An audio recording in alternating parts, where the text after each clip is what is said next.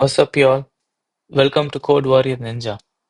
Today we are going to tackle this problem, Leetcode 198 House Robber. So this is more of an easy problem, and understanding this solution helps to solve more complex problems of similar type.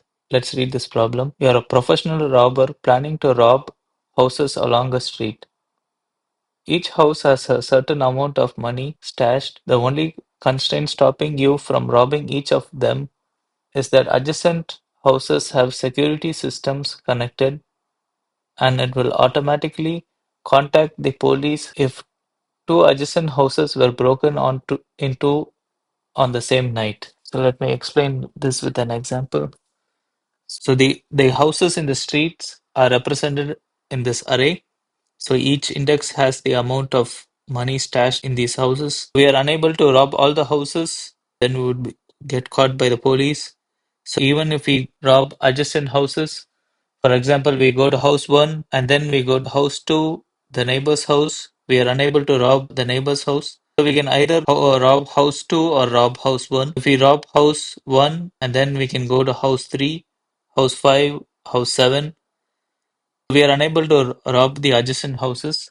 We need to find out what's the maximum amount of money which can be looted by end of the night. We should come up with a game plan to loot the maximum amount of money.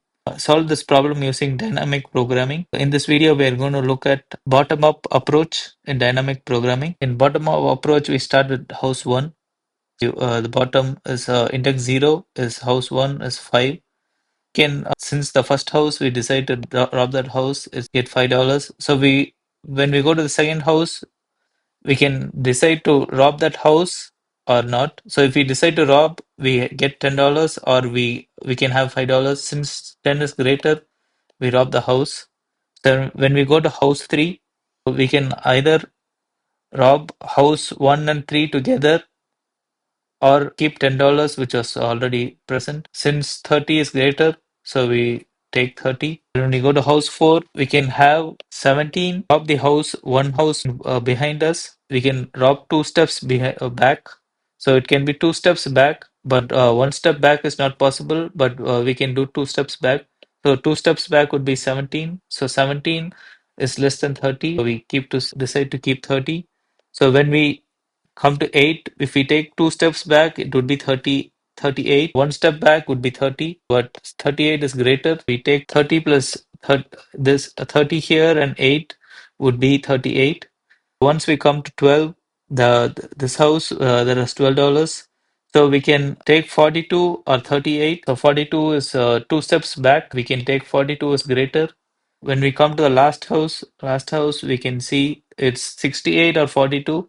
So since 68 is greater, so 68 is the maximum amount of money which can be looted by end of this night. We need to find the recursive solution in this dynamic programming. First house, we decide to keep first house. For the second house, we can take the maximum of the current house or the previous house.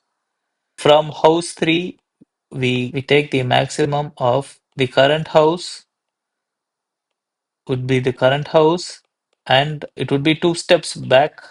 So that's dp of I minus 2. So this is I minus 2. So it would be two houses behind us, or we would just take one step back is one house behind us. This is the recursive solution. So there is a base case. If there are no houses, we have no money. So we just return 0. So there are also some constraints that these are all positive numbers, so we never lose money. Here we would have n as the length of the nums array. So we have a DP array. We initialize everything to 0, similar to our nums array. We can have the first house is, we decide to rob the first house, we would have that.